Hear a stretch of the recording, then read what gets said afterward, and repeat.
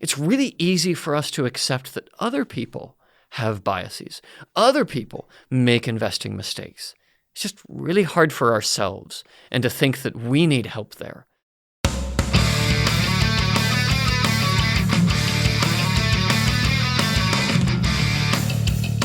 Welcome to the Canadian Couch Potato Podcast, where we help you become a better investor with index funds and ETFs. I'm Dan Bortolotti, and this is episode 25. Investors face many challenges on the road to financial success, and in recent years we've come to understand that one of the biggest obstacles is our own behavior. As a species, humans just haven't evolved many of the traits that are necessary to be a good investor, such as the ability to plan for the long term and the humility to recognize when we need help. Now, in the last decade or so, researchers in behavioral finance have shed a lot of light on how we make investing decisions, and much of it just isn't very flattering. But as my guest on this podcast explains, it's neither accurate nor helpful to think of humans as poor decision makers.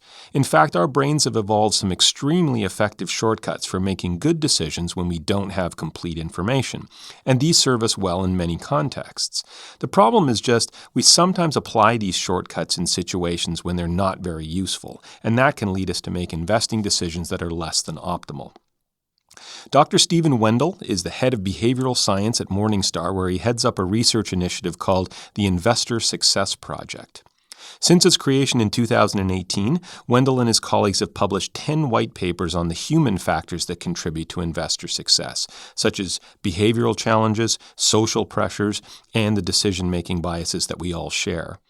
We'll discuss some of this original research in our interview, and I'll post links to the specific papers on my blog, CanadianCouchPotato.com, in the show notes for this episode. Dr. Wendel's specialty is behavioral change, that is, how we can help people close the gap between what they say they want to achieve and what they actually do. We discuss this concept as it applies to saving and investing, and we consider ways that the financial industry can create products and processes that can help. And my special guest today on the podcast is Dr. Steve Wendel, head of behavioral science at Morningstar, who joins me from Chicago. Steve, welcome to the podcast. Thanks so much for having me. All right. Now, just as an introduction, in one of your Morningstar columns, you wrote something that I thought was very interesting, and I'll just quote here from the article. You said that the research in behavioral finance can give the impression that investors are simply foolish and should not be trusted with their money. As a behavioral scientist, I want to dispel that view. So why is it a dangerous idea that people are just innately poor with money decisions? Sure. Well, I think there are two problems with that view. One is the us versus them. It's not that investors are foolish and we in the industry are on high, tremendously intelligent and just need to tell people what to do, but rather we all suffer from particular shortcomings. That's problem number one. Problem number two is, what do those shortcomings mean? We tend to think of the biases in a negative sense of, wow, people look at what other people do and use that as a cue for themselves, right? Hurting behavior. But that's really not what's going on. It's rather that we have a fundamental limitation in our minds that we can't consider all possible options, can't consider all possible data. And our minds make very, very smart shortcuts. In other words, look at what other people are doing when you can't think it through in detail. And if we try to stop these smart shortcuts, we're going to stop their benefit, right? They help us in many, many ways. And so that's the other reason why I think it's dangerous to think about our biases and the challenges that investors face as foolishness. They are very, very smart shortcuts, often applied in the wrong context. Right. Now, last year, Morningstar launched what you're calling the Investor Success Project. So why don't you tell me a little bit about what you hope it will achieve, and then we're going to get into some specific research that you've done. Sure. So the Investor Success Project brings together various strands of research within Morningstar to study the obstacles that investors face above and beyond the markets. So Morningstar, of course, is well known for studying investments and providing unbiased information and research. Various pockets of the company have long also looked at personal finance issues, for example, the expertise of Christine Benz, or retirement issues, David Blanchett. The Investor Success Project brings that together, the existing research, and applies a new lens to say, systematically, what are the problems that investors face above and beyond performance and investment information, and how can Morningstar help? And so we've done 9 different research studies within 2018, original research, all published on our website for free to help broaden the conversation and see what else should we be doing to help investors. All right, and I should say that I'll include a link to the white papers on my blog in the show notes for this podcast. But let's jump in to talk about the first one, which is one that I believe that you authored yourself. Some of the others were written by some of your colleagues. This one is called Easing the Retirement Crisis. And right at the beginning, you indicate that nearly half of all Americans have saved nothing for retirement. And of those who have some savings in their workplace plans, the median account size is just $10,000. So clearly there's a problem. I don't imagine it's fundamentally different in Canada. So maybe you can just introduce this idea, of the scope of the problem. Are we going to see, in 15 to 20 years, maybe we're already seeing it now, people just running out of money in retirement? Yes, I think that is what we see. And the real challenge is, what does that mean? So as a society, there was no retirement 150 years ago, except for a very, very narrow portion of the population. But as a society in the U.S., and actually before the U.S., Germany and a variety of other countries decided that that's not okay. We want people to have a comfortable end of work period. And now we set this expectation, push people to save, provide public savings vehicles, right? So public and private savings, in order to help people have a comfortable retirement. And while there's disagreement in the field on the exact size of the retirement savings gap, as we call it, the predominant view in the research, the vast majority of the research papers, including mine, show there's a very significant gap, and a large portion of Americans, and as we see this in other countries as well, simply aren't going to have this comfortable retirement. Now, some people respond to that and say, hey, there never was a comfortable retirement. People will just adapt. And that's true, but we've decided that they shouldn't have to. We decided that retirees should not have a severe drop in their standard of living, which is what we see many Americans are on track for, unfortunately. Now, in your research, you looked at 8 specific changes that might affect retirement outcomes for different people. Now, I'm not going to ask you to list all of them, but just to elaborate on the idea, these included things like you could delay retirement, you could reduce your spending in retirement, you could save more, etc. So tell me about some of the factors you looked at, and then we'll look at some of the conclusions about which ones turned out to be the most effective at improving retirement outcomes, because I think people will find this surprising. Yeah, indeed. So we looked at what are the most commonly discussed techniques, changes in the industry to help people prepare for retirement. And you mentioned some of them, like delaying retirement, contributing more, cutting one's standard of living now so that you don't have that expectation in the future and you can save more, etc. And what we found is that, in the finance industry, we often focus on, alpha, asset allocation, and fees. And these are important things for people who have saved. But at least in the U.S., most people simply have not saved enough that their personal investing strategy is going to make nearly as much of a difference as simply saving more.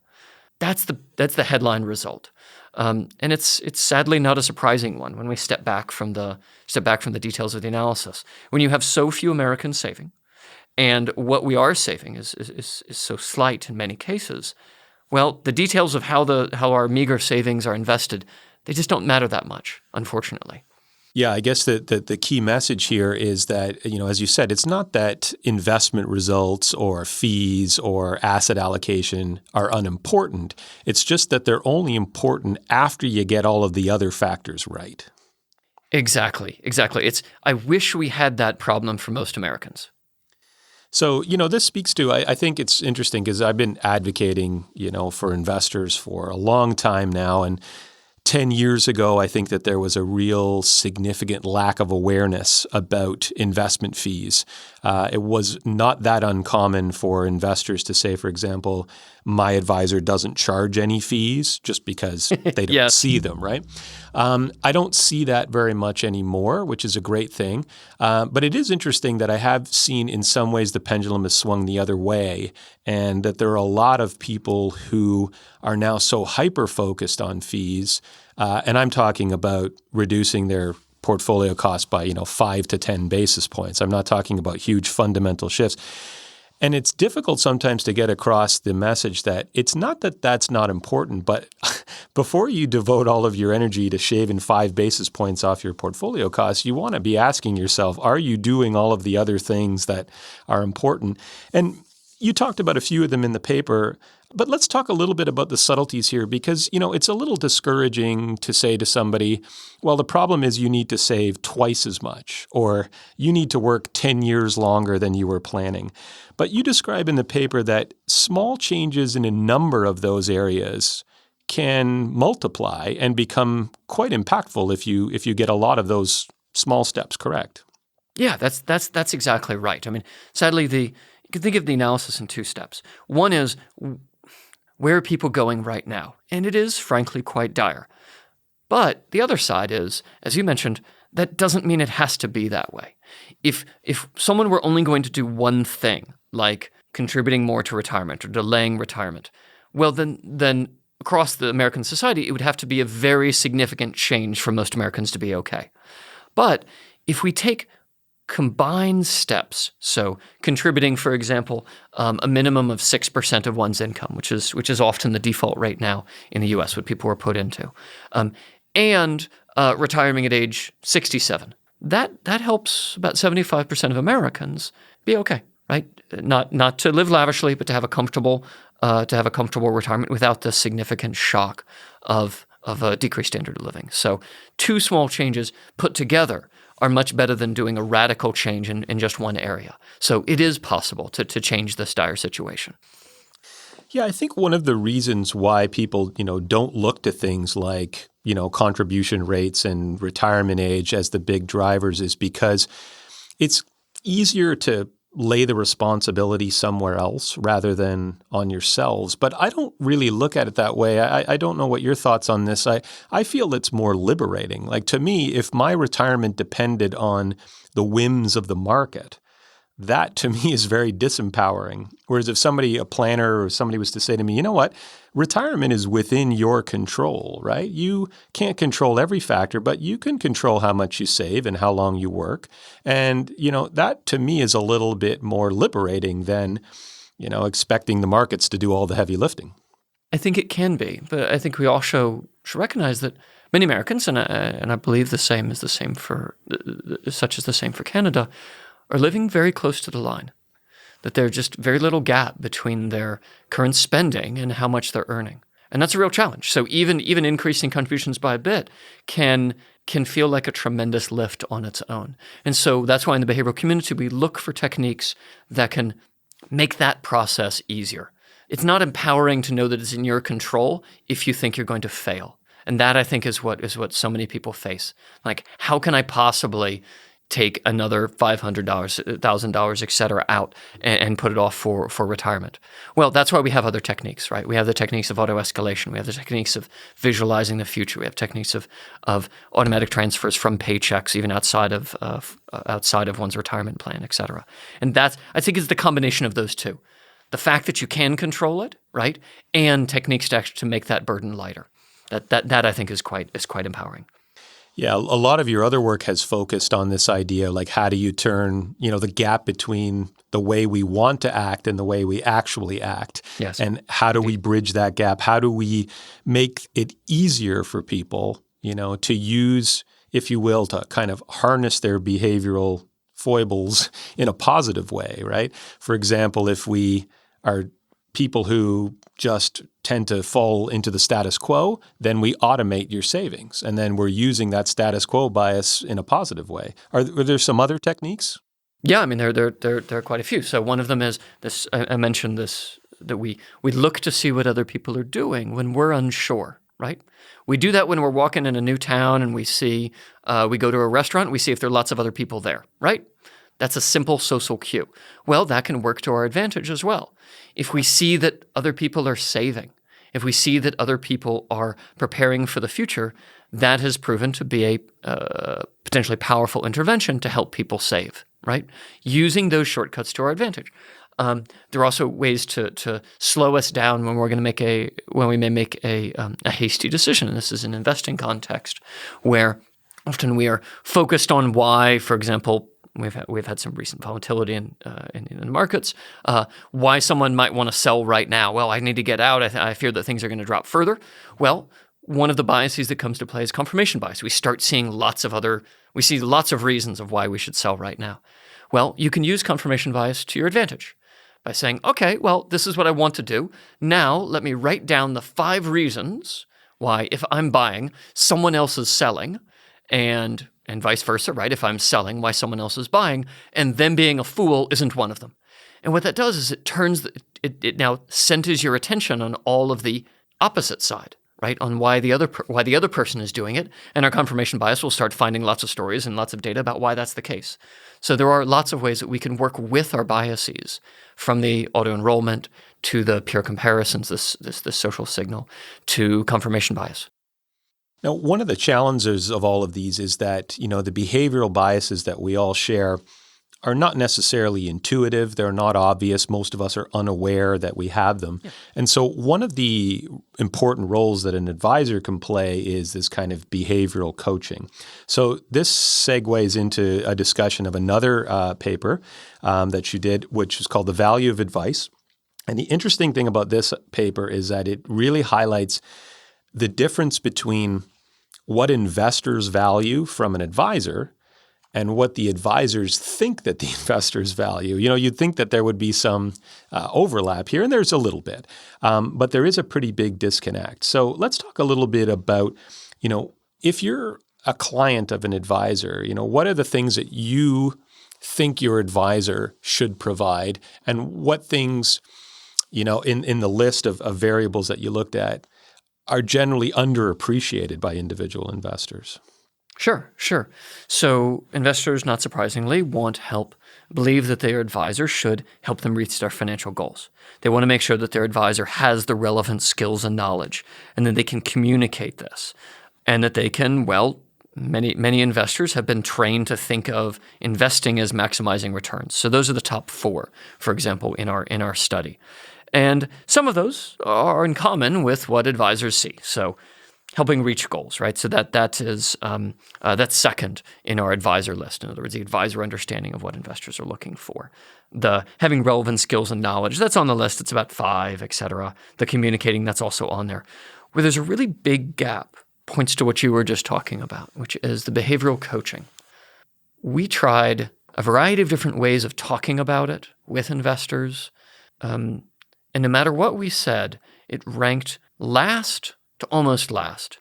This idea of helping me stay in control of my emotions, helping me stay the course, helping me not do rash actions that might hurt me. It's really easy for us to accept that other people have biases. Other people make investing mistakes. It's just really hard for ourselves, and to think that we need help there. And so that's a real problem. Now, advisors rated this more highly. It's certainly not the top of their list, but they thought investors did value this. That's a real challenge, because many studies, Russ Kindle's at Morningstar, there's a Vanguard study, there's Merrill Lynch has a nice summary of all of these. What we see time and time again is that behavioral coaching is likely the single most important thing that advisors do to help their clients. More important than rebalancing, more important than asset allocation, more important than stock picking, more important than tax consequences, et cetera. It's behavioral coaching, and yet their clients don't see that. That's a real challenge. So why don't they see it? Is it just overconfidence? Is it just the human tendency? As I think, as you put it, was we understand that other people have emotional and behavioral biases, but we don't. I think there's certainly more work to be done here. I'll be frank, but that's our belief walking in the door. Yes, that it's just really uncomfortable to think that you need help in this way. But yet we do have examples in other parts of our lives where we found we can feel comfortable doing this, right? So in a gym, there are personal trainers. They certainly don't get all of the gym goers, but there are a segment of people who say, look, I need help. I need support to do this, right? Taxes. There's a broader understanding, at least in American society, that taxes are horribly complex and you need somebody else to help you with them, right? Dentistry. Sure, you might be able to do it yourself, but you probably want somebody else to. We haven't gotten to that place yet with investing, and especially with the keeping on the path over time yet. And I think there's education there. I think as an industry, we've hurt ourselves, to be frank. For so long, we've competed, right? Asset managers have competed against each other saying, we have the best alpha, we have the best fund.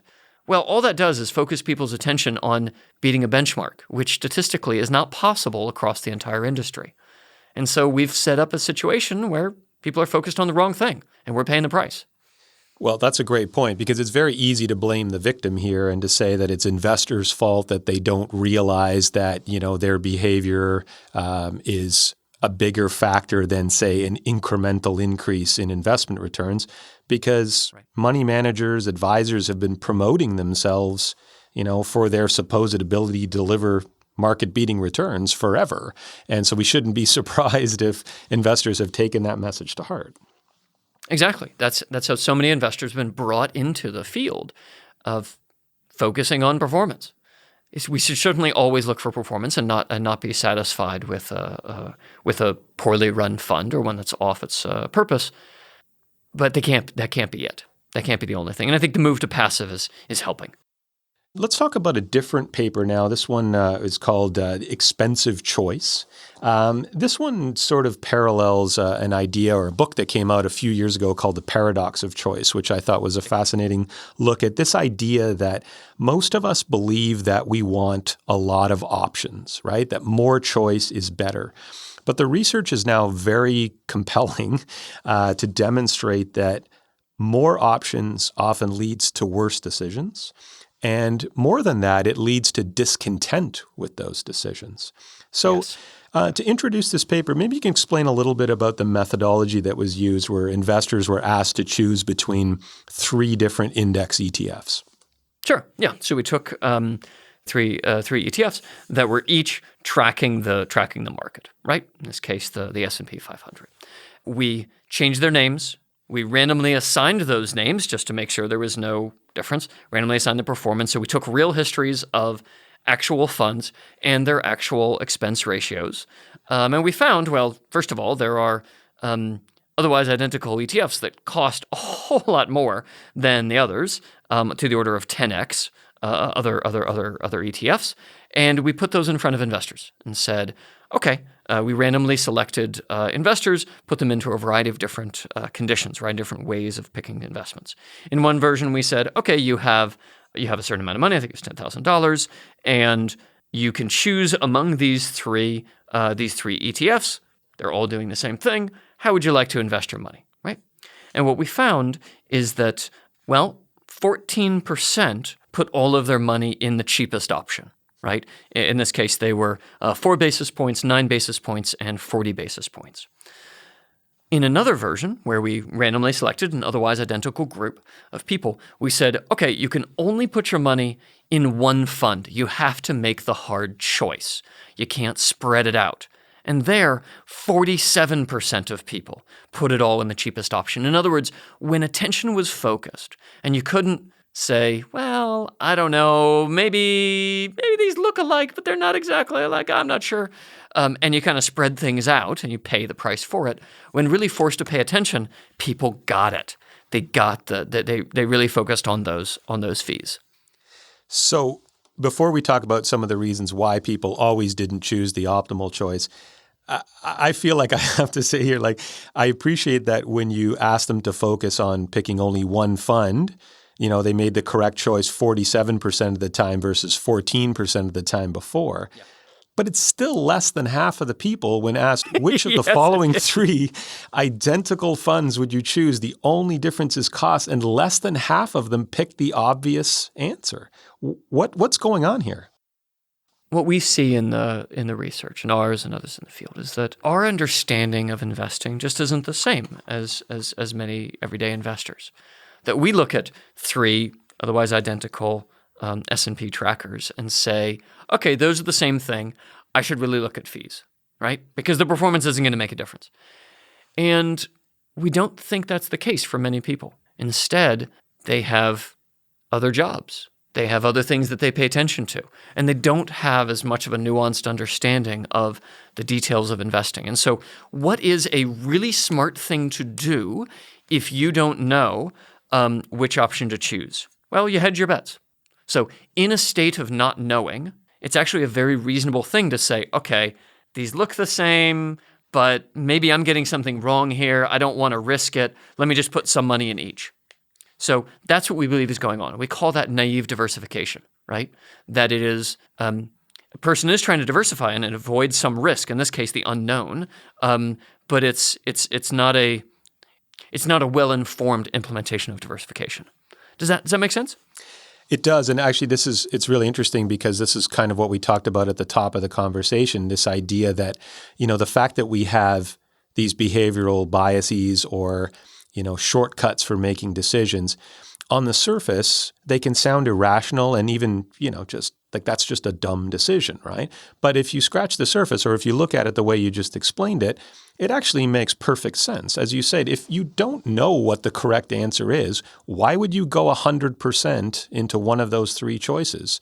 It would be a lot safer in many other contexts in life to spread your bets out across all three of them more or less equally. It's much less likely that you're going to get, a very poor result.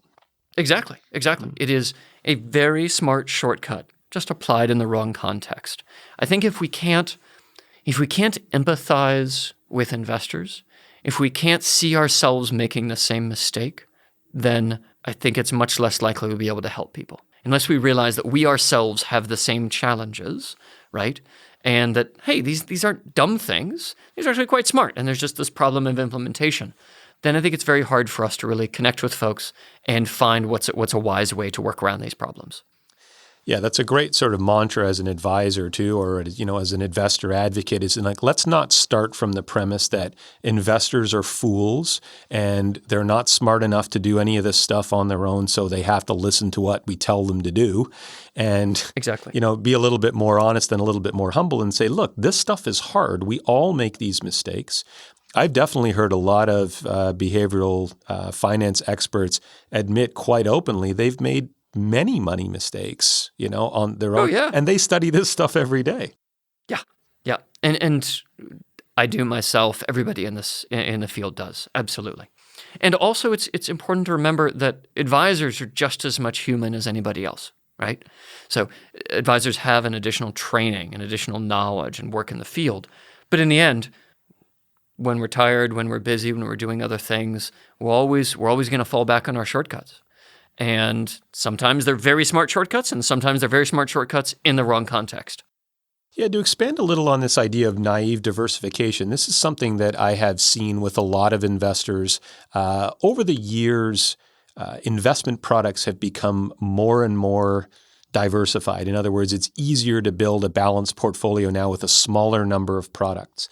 And what I have seen consistently is people resisting that simplicity, right? So it's now in Canada. Last year, we had all of the major ETF providers came out with one fund portfolios. So these are an ETF that includes bonds, Canadian stocks, global stocks, all in one package. Couldn't be easier, super cheap. People will look at them, and I frequently get emails saying, well, what if I buy one from Vanguard and one from iShares? That gives me more diversification. I said, well, they have the same underlying holdings, right?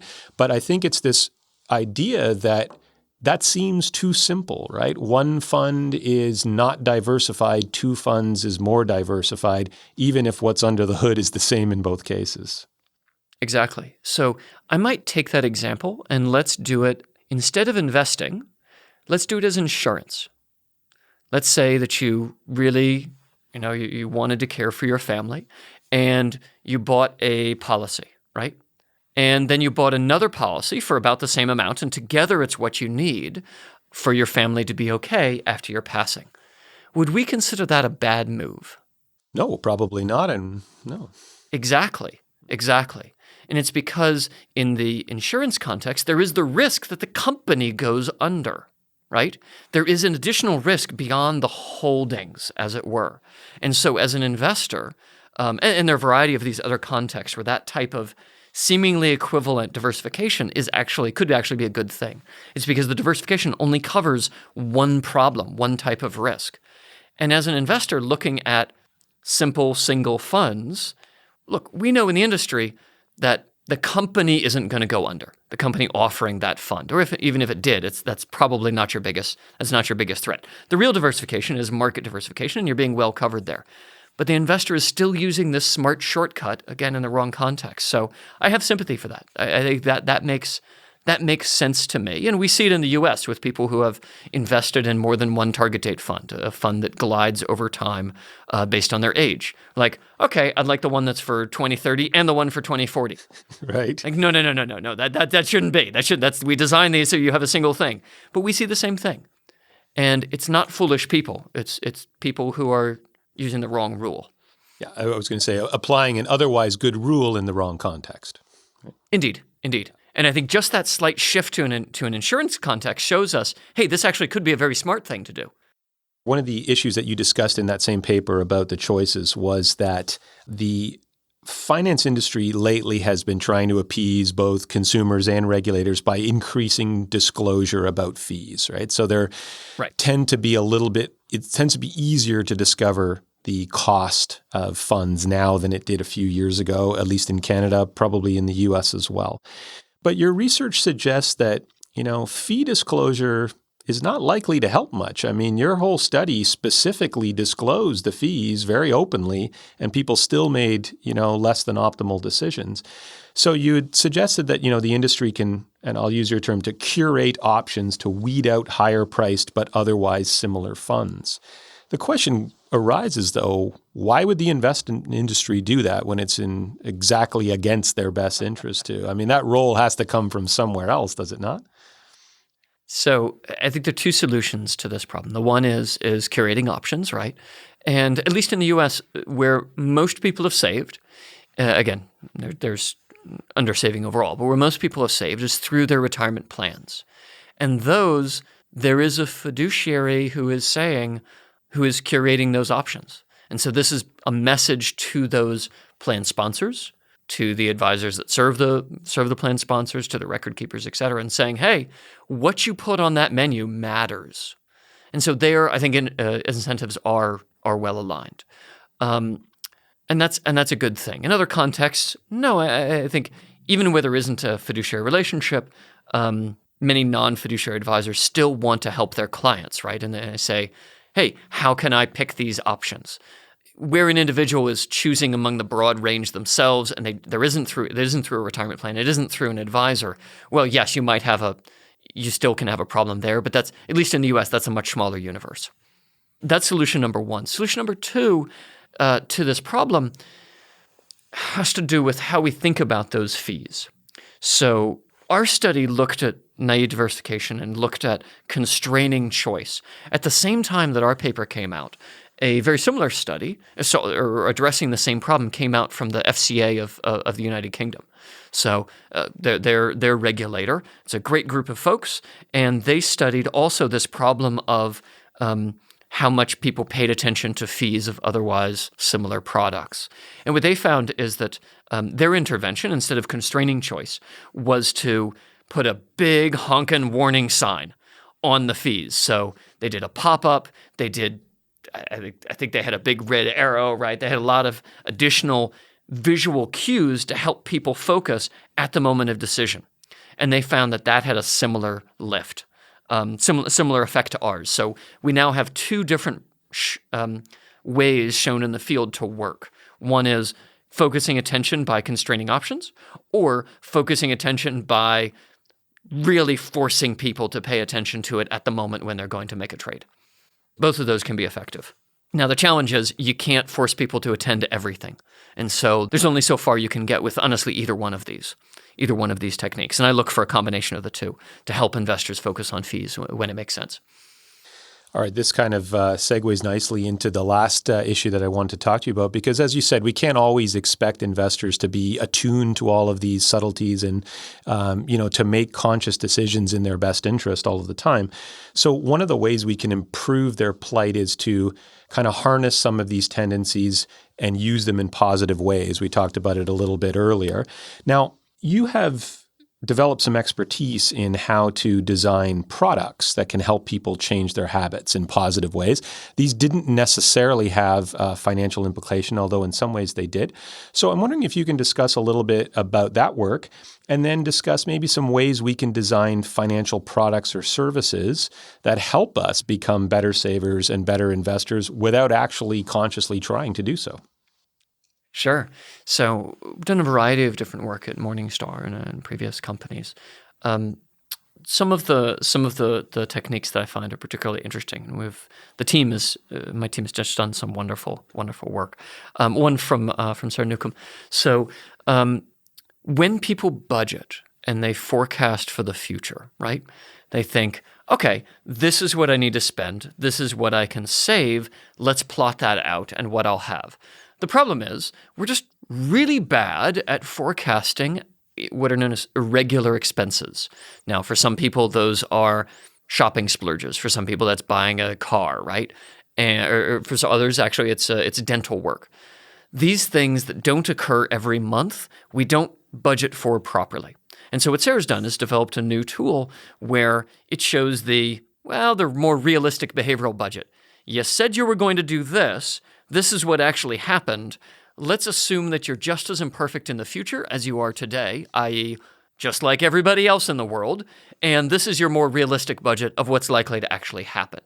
That's a great tool that we're putting into our new financial planning package called Goal Bridge. We have a tool for helping people elicit their goals. So whether it's an individual or an advisor working with their client, what you find is that if you simply ask somebody what are their long-term financial goals, they'll give you an answer. It's just not necessarily the full picture.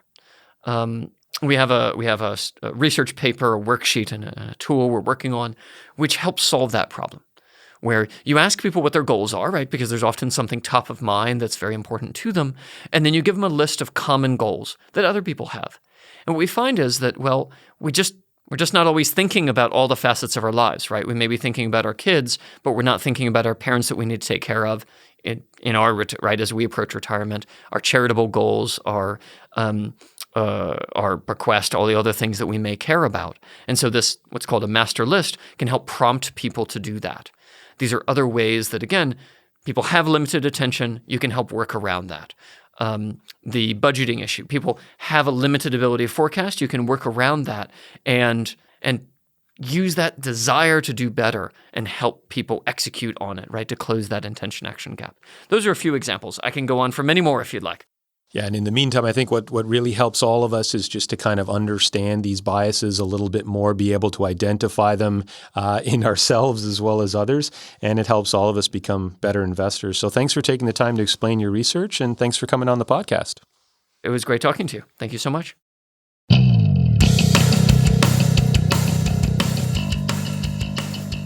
It's time now for an installment of Ask the Spud, where I answer questions from listeners and blog readers.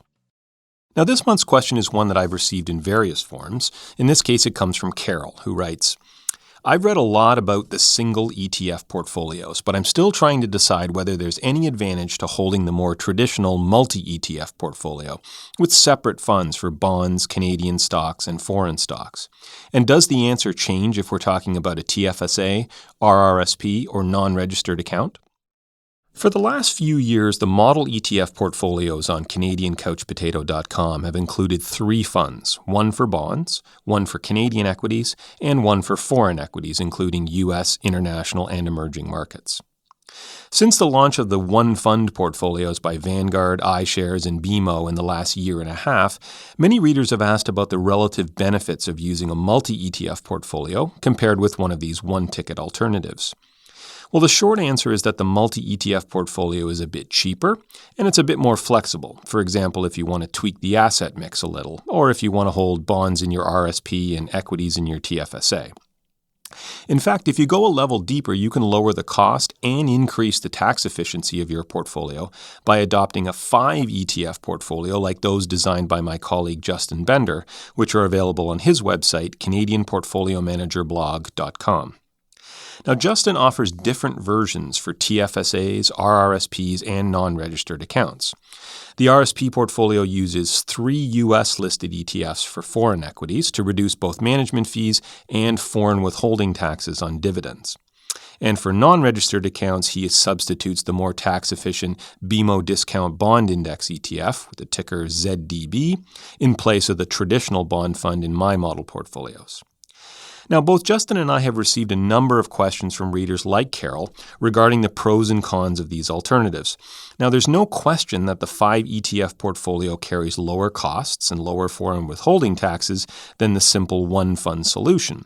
But how large are those differences? And what are the trade-offs that you would need to accept if you decide to go with the more complex portfolio with 5 moving parts? Now, it's not possible to quantify these trade-offs precisely. They're going to vary among individuals. Among other things, they're going to depend on the frequency and the amount of your contributions, which will affect the amount of trading that you do. It will also depend on which brokerage you use, and therefore the amount that you pay in trading commissions. The size of your portfolio is going to matter a lot too, as well as the asset allocation and your individual tax bracket. Finally, there's the behavioral aspect to consider. Are you likely to tinker with your multi-ETF portfolio? Will you procrastinate when it comes time to rebalance? And so on. These are real concerns, but they're difficult or even impossible to measure. But that said, we can at least make an attempt to quantify the differences in management expense ratio, or MER, and foreign withholding taxes, since keeping these to a minimum seems to be the motivation behind most investors who are attracted to the multi-ETF option. And then we can consider some of the specific challenges that you'll face if you adopt the 5 ETF portfolio. Because more complexity in a portfolio typically leads to more frequent and larger mistakes, and these can undermine any theoretical fee or tax advantage. So hopefully this analysis will give you some context for deciding whether to accept the trade-offs. Okay, let's work through an example. And here again, we'll rely on Justin's analysis. On his website, Justin has a downloadable calculator that estimates the amount of foreign withholding taxes payable by investors holding various funds in different account types. So for instance, if you use a Canadian-listed ETF to hold U.S. stocks in your RRSP, the drag from foreign withholding taxes is about 0.3% or 30 basis points. If you use a U.S.-listed ETF instead, you're exempt from these withholding taxes. Now, the calculator also includes each fund's MER, so we can add these two numbers together, fees plus foreign withholding taxes, to get a good estimate of the total cost of each fund in each account type. For this example, we'll assume that the investor wants a classic balanced portfolio of 40% bonds and 60% stocks, which is the asset mix used in the iShares Core Balanced ETF portfolio, with the ticker symbol XBAL. We'll compare this one ETF solution to the 5 ETF alternative using the same asset allocation in XBAL. Now, I will note that XBAL has some US bonds in the mix, but this won't have any meaningful impact. I'm also going to assume that the investor is holding all of the asset classes in each account. Now, in theory, of course, the multi-ETF portfolio would allow you to select the most tax-efficient account for each asset class, but that adds a whole extra layer of complexity. So for now, let's just consider this more simple scenario. Carol asked whether the decision to use a one-fund portfolio changes depending on the account type, and as we're about to see, the answer is yes. So here are the results, and remember, in each case, the cost I'm quoting includes both MER and foreign withholding taxes. In a TFSA, the 5 ETF portfolio has a total cost of 0.25%, while the XBAL option costs 0.36% for a difference of 11 basis points.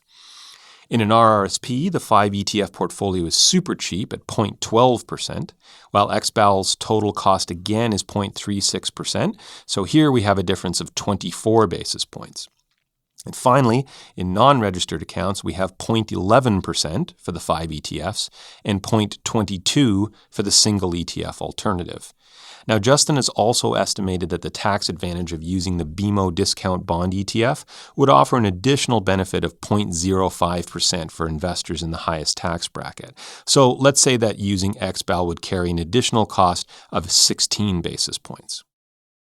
Now we have a basis for quantifying the difference between these two options, so you can estimate these costs in real dollars. Remember that 1 basis point, or 1/100th of a percent, is $1 per year on every $10,000 invested. That means for TFSAs, the one ETF option will cost you less than $1 a month for every $10,000 in the account. In an RRSP, the difference is more than twice as much, $2 a month on every $10,000 invested. And for non-registered accounts, the extra cost falls somewhere in the middle at $1.33 a month per $10,000. So if you have $100,000 invested, we're looking at about $10 to $24 a month in additional costs, which is definitely not nothing. But the part that many people gloss over when making these comparisons is that MER and foreign withholding taxes are not the only costs to consider here. We also need to factor in the commissions to buy and sell the ETFs, unless your accounts are at a brokerage such as Questrade that allows free ETF purchases, although even here there are costs to sell the ETFs which you may need to do when rebalancing. Obviously, the 5 ETF option will require far more trading than the 1 ETF alternative, and every $10 trade is going to close that cost gap between the two options. In an RRSP, the cost and the tax benefits of the 5 ETFs are larger, but so too are the transaction costs. Holding U.S.-listed ETFs in an RRSP means that you need to either accept your brokerage's inevitably terrible currency conversion rate, or you'll need to do Norbert's Gambit to convert your loonies to U.S. dollars. Now, this technique can dramatically lower the cost of currency exchange, but it's not free, and it can be tricky and time-consuming. We also need to consider the significantly greater complexity that comes with all the rebalancing when you hold U.S.-listed ETFs in an RRSP. When you set up your spreadsheet, and you will need a spreadsheet, by the way, you will need to convert the U.S. dollar values of those ETFs to Canadian dollars before you know whether any of the foreign equity holdings are off target. In a non-registered account, your record keeping will certainly be easier if you're using only one ETF. But moreover, you need to consider taxes as well. Rebalancing in a taxable account will often mean selling holdings that have gone up in value, which will mean realizing capital gains. Now, we can't know this yet because the funds are so new, but my guess is that the 1 ETF portfolios will be able to stay on target by rebalancing with new money flowing into the funds, which means not only will they do all the work for you, they probably won't distribute a lot of taxable gains due to rebalancing. So that's another potential benefit of the 1 fund option. We haven't even touched on the behavioral benefits of using a 1 fund solution, which are pretty hard to quantify but can be enormous.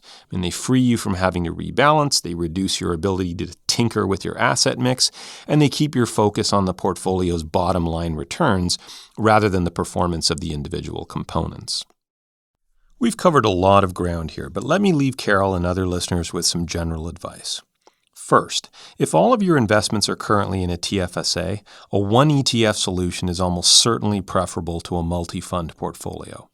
One of the reasons is that the multi-ETF portfolio offers no advantage from lower foreign withholding taxes. The only potential savings is from the slightly lower MERs. The other reason is that most TFSAs are relatively small.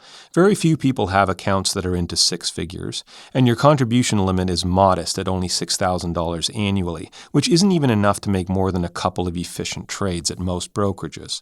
So even if you manage a multi-ETF TFSA perfectly, your annual savings may not amount to much more than the cost of a pizza with 3 toppings.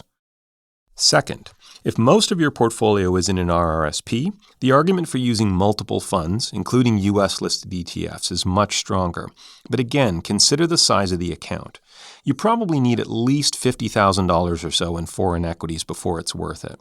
And even then, you might consider using a fund such as the Vanguard Total World Stock ETF with the ticker VT, which holds U.S., international, and emerging markets in a single product with an annual fee of just 0.09%.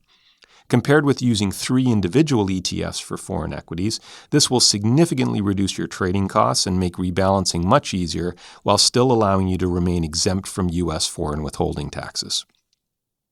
Finally, if you have a large portfolio with a maxed out TFSA, a maxed out RRSP, and a significant amount in a taxable account, well, now it's definitely worth considering the multi-ETF strategy.